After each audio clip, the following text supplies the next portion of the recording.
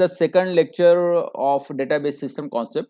In first, in the previous lecture, I had discussed the concepts related to the schema, three schema. We had discussed three schema architecture, and why we are having three schema architecture that we have seen in last class, and why we are having three schemas, since we want to achieve the data independence.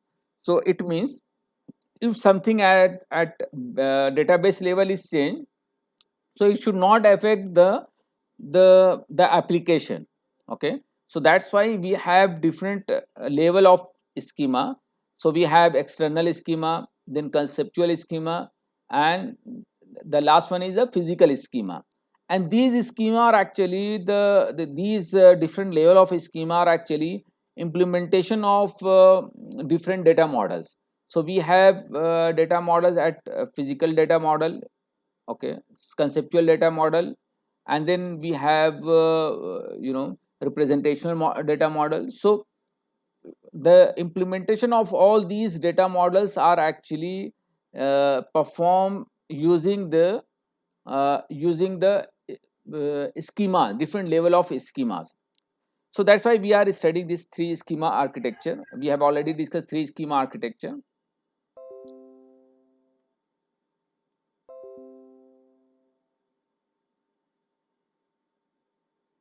So in this lecture, we'll discuss DBMS languages, DBMS interfaces,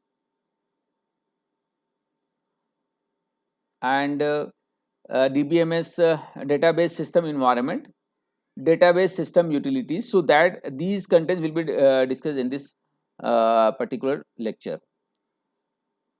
So in DBMS, we have different categories of database languages. So one category is called data definition language.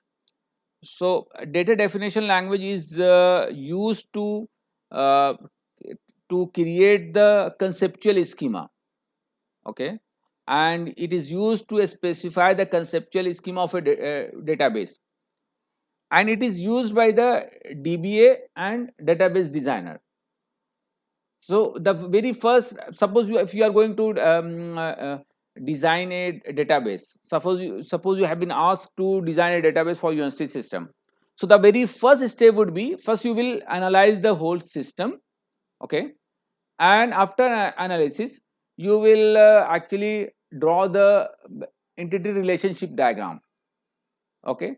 So this is the conceptual data model, and on the basis of this diagram you will try to create the conceptual schema. So conceptual schema will be created using any database, either it is Oracle or MySQL or NoSQL. So these are different type of databases, but for the creation we will use the data definition language. So DDL is actually meant to modify the structure of the database, to modify the structure of schema, okay.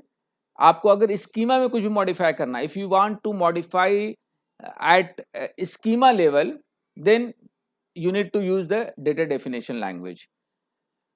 And in DDL statements or commands, the DDL statements or commands are used to define and modify the database structure of the tables or schema.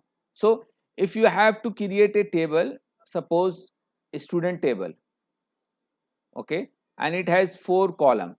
So to create this table, you need to use the DDL statement, data definition statement.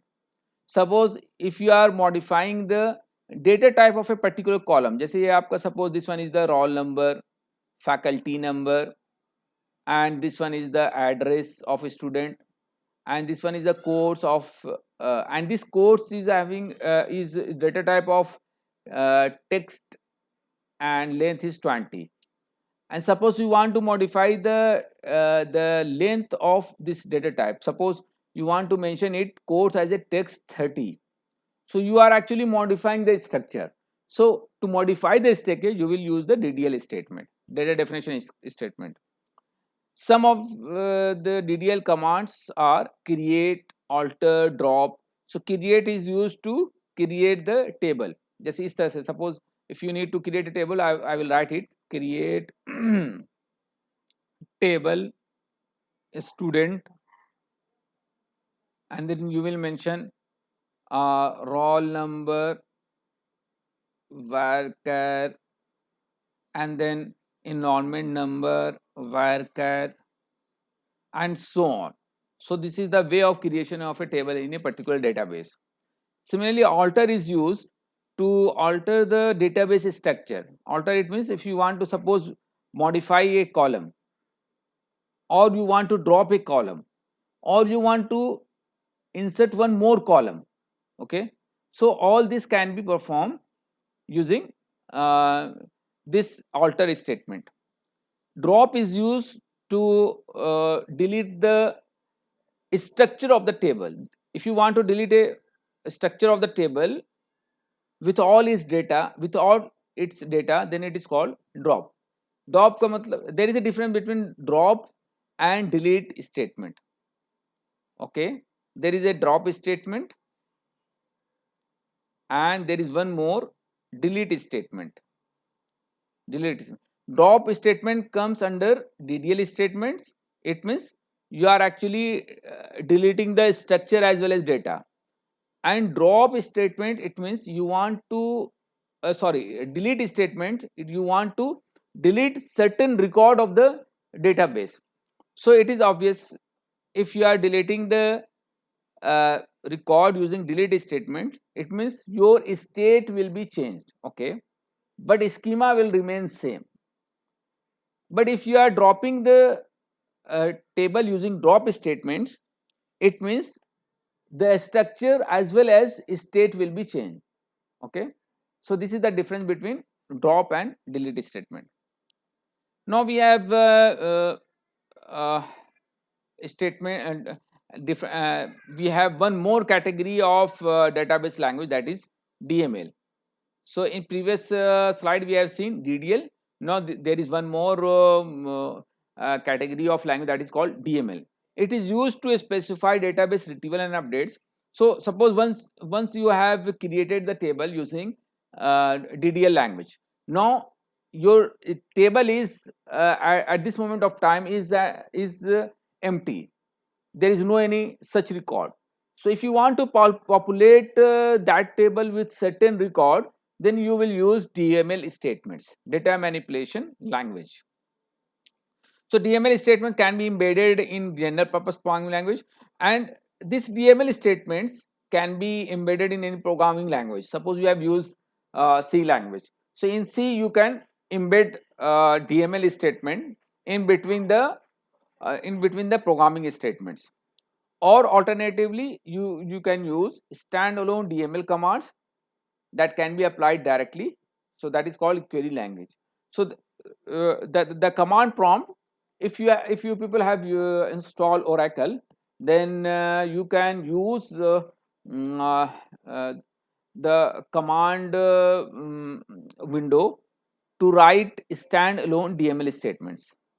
So I advise all of you to install Oracle at your machine, so that you can perform the lab activities. Now the third category of DML, third category of database language is data control language, DCL, and it is used, actually DCL is used to control access to data store. Control access to data, so it means to whom you want to give access. Okay, whether it is grant option, it means grant means you want to grant certain authority to a particular user. Okay, so there could be several user in database environment, and suppose you want a particular group of user to access certain part of database. So you will grant some access that type of user. Suppose that user can only only modify the table.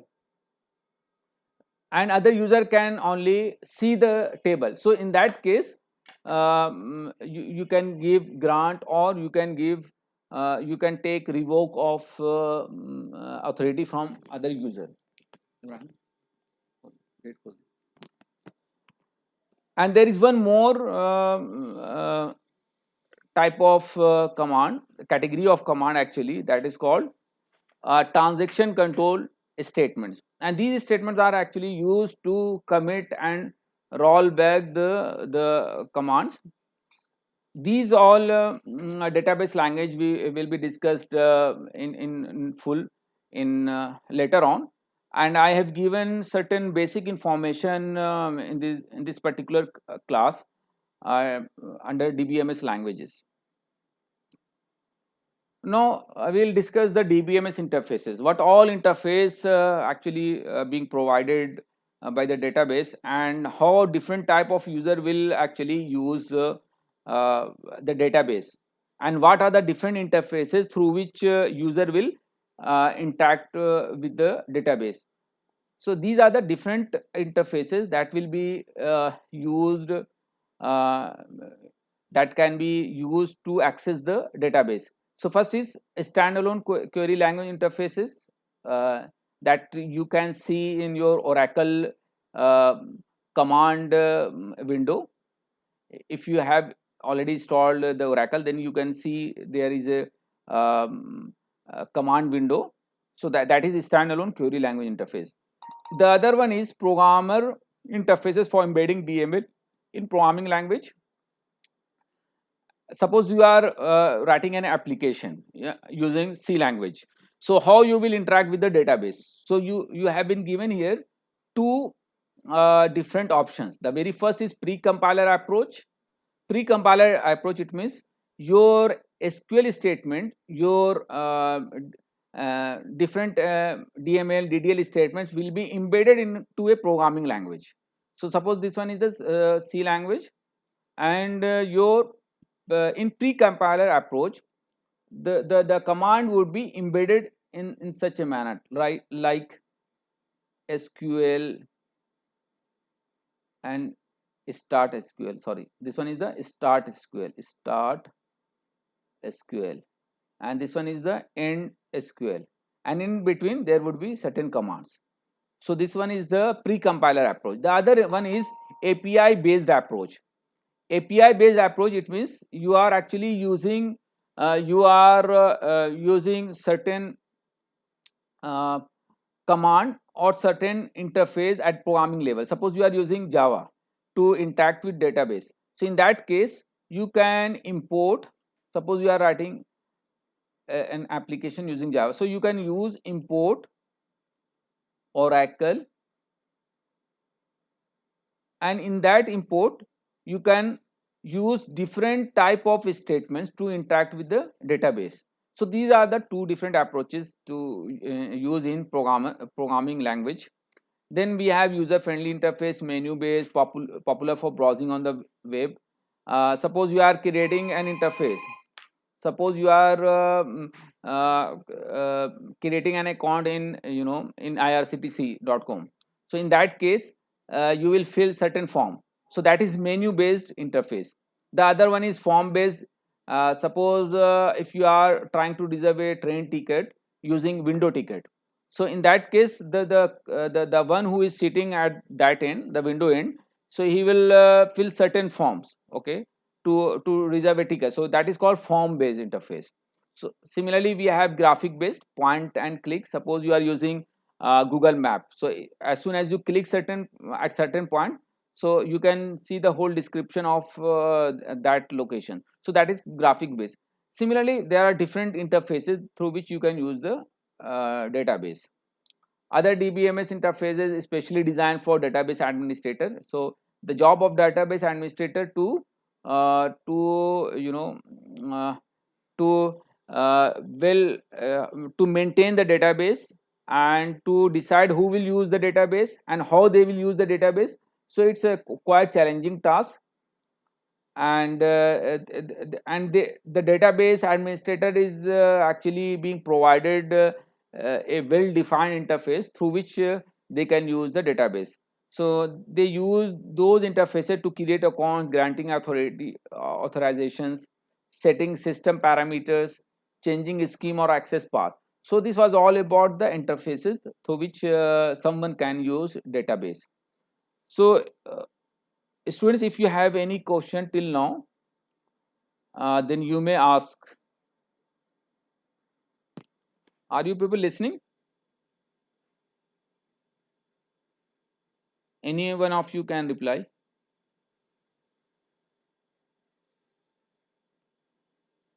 Okay, yes, sir.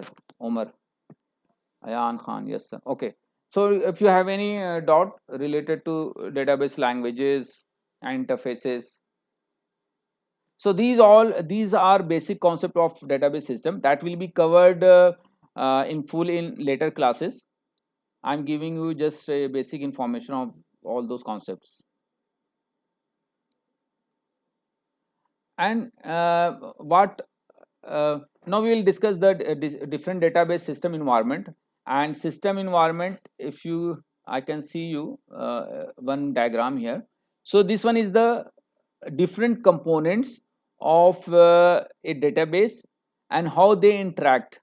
So here you can see this is the full database. The lower part is actually the full database and its different components, and the upper part is how user is interacting with the database, what all interfaces is being provided to use these database. Okay, so these are different part of database.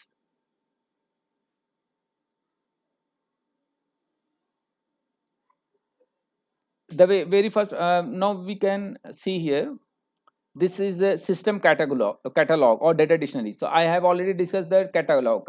It means the data about data. So suppose if you have created a table, the whole information of that table, the structure of that table will be stored in this catalog. So if someone is here you can see, if someone is trying to create a if you someone is trying to create a table, so DDL statement will be used, data definition language, and that using that DDL statement, the table will be created or database will be created, and the information will be stored in catalog. Okay, now the casual user, it means the user like manager or HOD or chairperson who casually use the database for generating certain reports. So they will write certain interactive query, and then query compiler will be executed. I will discuss the query compiler, what is the meaning of query compiler, query optimizer to optimize the query, and then finally the runtime data processor will be used. The task of runtime database processor is to process all the statements that is being provided to the database. Suppose you want to access the database, so whether you are authorized or not, or whether the structure is perfect or not, so this runtime database processor will decide all those things. And suppose you have been granted to access the database, so all access will be governed by this particular module that is called store data manager. So these are the different parts of database management system. And there is one more part, one more module that is called concurrency control backup recovery system. Concurrency control, it actually control the parallel access of user to a particular database, because nowadays we are using centralized system. So any user can use database from their remote location. Suppose you are using the Gmail account, or you are using any online shopping website. Suppose you are using Flipkart, so several users are actually using a particular database. So how this will be handled? So this is the task of concurrency control of database, to control properly those parallel access. And backup and recovery, so backup and recovery is used to back up the whole database, so that in case of any any data lost, so they can take the backup of the system. So these are the different components of database, and these are the different ways of accessing database. And the ways are, one more way is application program. So suppose I'm writing an application, I'm developing an application, and that application is actually accessing certain data. Okay? So in that case, how this will be performed? So there are different ways of accessing SQL query in this category. Uh, so you have been given an application program, you are writing an application program. In that application program, in between you are writing SQL statements. So how this will be performed?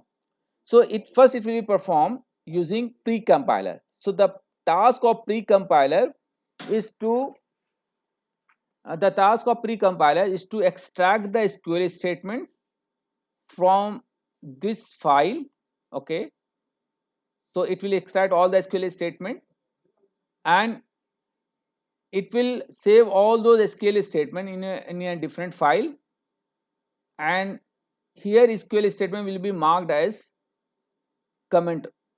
Okay, so in the actual language file, suppose this one is the file L1 file, and here the pre-compiler will extract all the SQL statement, and it will be saved in a separate file, and in that file all the SQL statement will be preserved. So in that file all SQL statement will be preserved, SQL1, SQL2, all SQL statements, and in the original file it will be commented out. Now the host language compiler will be executed. So host language compiler will compile this file into object code, and the DML compiler will also execute. So DML compiler will execute this particular file where several SQL statements are there. So it will create the object code for this also.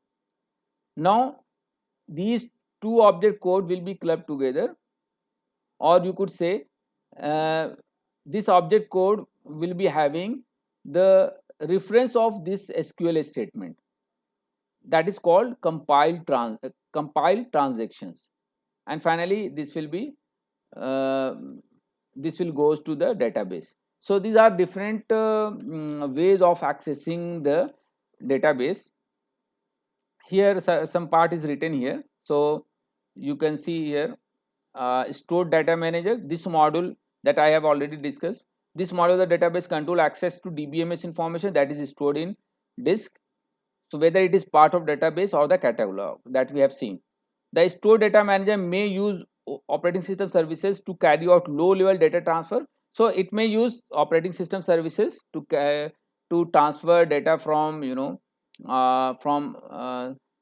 application to the low level of computer, that is memory level. Then we have DDL compiler. So this particular compiler is to compile all the DDL statements. Okay, and to create and that compiled DDL will be stored in the DBMS catalog. Then we have pre-compiler. Pre-compiler actually perform or extract DML commands from an application written in any host programming language like Java, C, C++. So first of all, the pre-compiler will be initiated, and it will extract all the DML commands, and that DML commands will be stored in a separate file, and in the original file those DML statement will be commented out.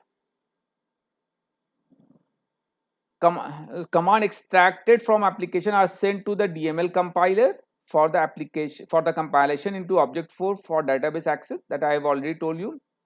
Application program without SQL is command, it means the SQL command will be commented out. So commented out statement will not be compiled by any compiler. Okay, without SQL are sent to host language compiler to form object code. The object codes for DML command and the rest of the programs are linked, forming a canned transaction. So that is called canned transaction. It means the compiled DML statement as well as the compiled program application program are clubbed together, and that is called that forms a canned transactions. Then we have seen runtime database process. It is a specialized module of database that execute the privilege commands, the executable query plan. The executable query plan that we will see in some other class, the canned transaction that we have seen in this class. So this is the task of runtime database processor to execute all these.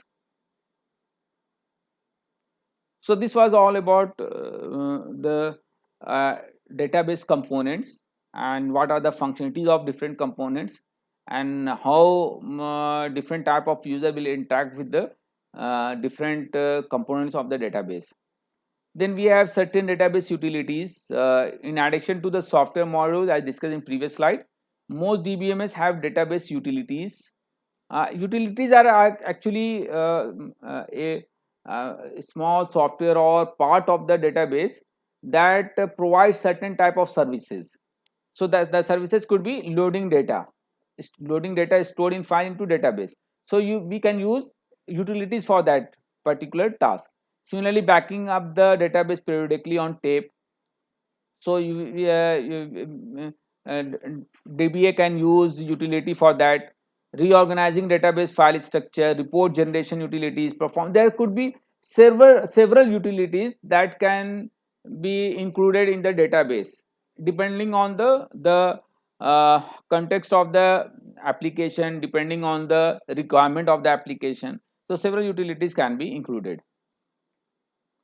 So this was all about today's class. If you have any question, then you may ask. Now I am stopping this lecture to record.